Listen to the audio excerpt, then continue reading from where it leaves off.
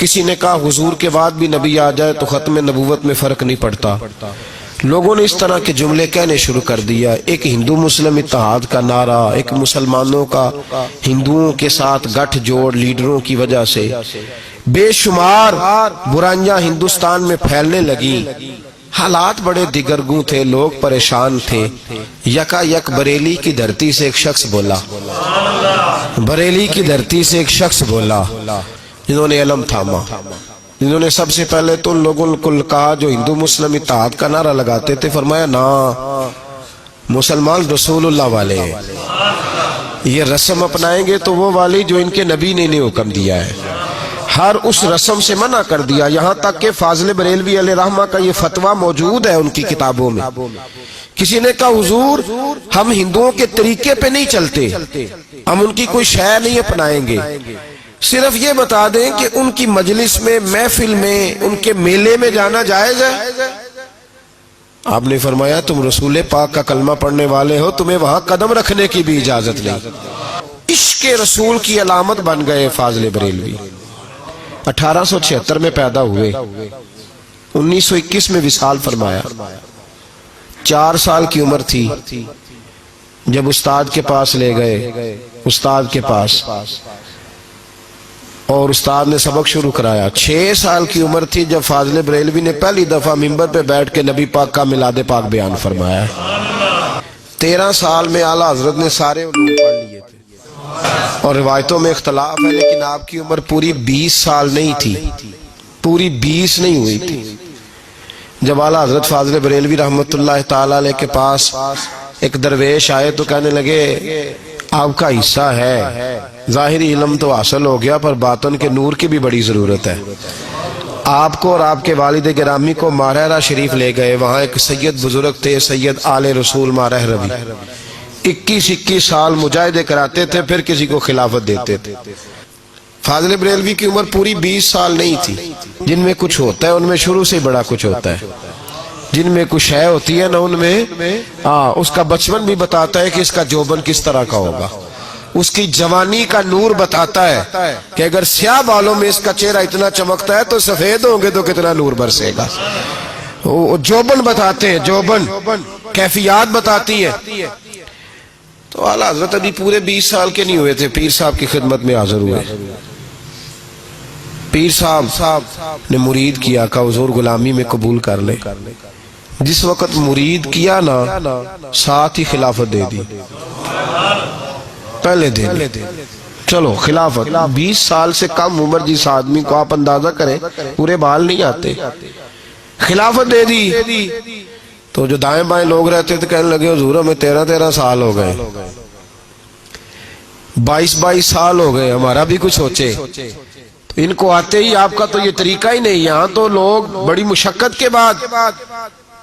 تو سید آل رسول مارہ روی سید زادے تھے، رو پڑے، فرمانے لگے لوگ کالے دل لے کے آتے ہیں، عمر گزر جاتی ہے انہیں سفید کرتے، انہیں چمکاتے عمر گزر جاتی ہے، یہ دل ہی بڑا سفید لے کے آیا ہے۔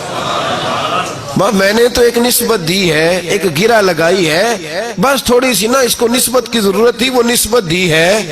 اور فرمایا میں تو خود بڑا پریشان تھا کہ رب قیامت میں پوچھے گا عمل بتا تو کیا دکھاؤں گا، اب میں مطمئن ہو گیا ہوں۔ اگر اللہ نے مجھ سے پوچھا نا، رب کریم نے کہ آل رسول کیا لے کے آئے ہو، تو میں احمد رضا کا ہاتھ پکڑ کے کہوں گا یا اللہ یہ میری کمائی ہے۔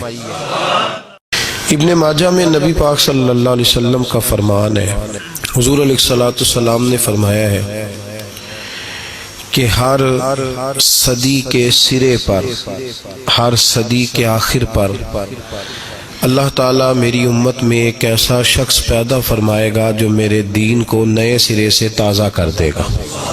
اللہ کے محبوب علیہ السلام آخری نبی ہیں، حضور علیہ السلام کے بعد اب نبی کوئی نہیں آئے گا۔ اب علماء، اولیاء، صوفیاء یہ دین کا کام کریں گے، اور جو ہر صدی کے سرے پر شخص آئے گا اس کو مجدد کہتے ہیں، تجدید کرنے والے، دین کو نئے سرے سے زندہ کر دینے والے۔ مجدد ہر زمانے میں رہے، ہر صدی میں رہے۔ امام شافعی بھی مجدد تھے، حضرت عمر بن عبدالعزیز بھی مجدد تھے، شیخ احمد فاروق سرہندی بھی مجدد تھے، ہر صدی میں مجدد رہے۔ 14ویں صدی میں دین پر کچھ عجیب و غریب حملے ہونے لگے، عجیب و غریب۔ کچھ لوگ تو ہندوؤں کے بھیٹ چڑھنے لگے، ہندوؤں کی رسموں کو اپنانے لگے، ان کے طریقوں پر چلنے لگے۔ کچھ لیڈر جو تھے وہ ہندو مسلم اتحاد کا نعرہ لگانے لگے، بھائی بھائی کہنے لگے۔ اس کا نقصان یہ ہو رہا تھا کہ مسلمان اپنے عقائد و نظریات کو چھوڑ کر ہندوانہ رسمیں اختیار کرنے لگے تھے۔ ایک شور تو یہ ہوا۔ کچھ لوگ ایسے پیدا ہوئے جن لوگوں نے توحید کی آڑ لے کر نبی پاک صلی اللہ علیہ وسلم کی ذات کے بارے میں عجیب و غریب جملے کہنے شروع کر دیے، عجیب و غریب، اور نظریات غالب آنے لگے۔ کسی نے کہنا شروع کر دیا کہ حضور کا خیال آ جائے تو نماز ٹوٹ جاتی ہے، گدھے بیل کا آ جائے تو نہیں ٹوٹتی۔